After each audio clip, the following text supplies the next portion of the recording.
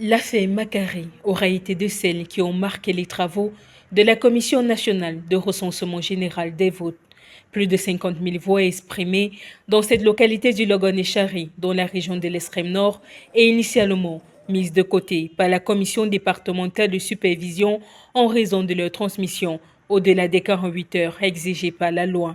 La Commission nationale de recensement général des votes a décidé de les intégrer parce qu'il y avait eu comme une violation de la loi en annulant ces procès-verbaux. Le défaut de procès-verbaux aux mains de certains partis de l'opposition s'est également présenté, selon les membres de la commission, comme un challenge.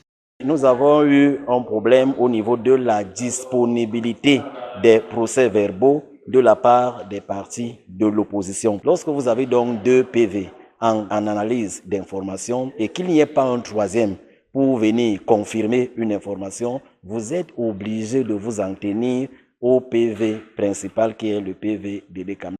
Pour les autres formations politiques, le rapport qui découle des travaux de cette commission reflète la sincérité des faits.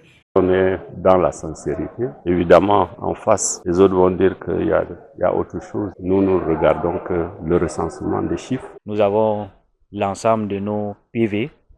Nous sommes assurés que notre vote, les voix qui ont été favorables à notre parti, à notre candidat, sont comptabilisées et sont mentionnées sur le PV que nous avons signé.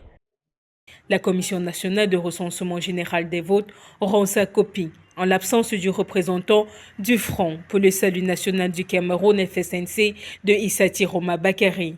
Ce dernier n'a pas été aperçu au Conseil constitutionnel depuis samedi.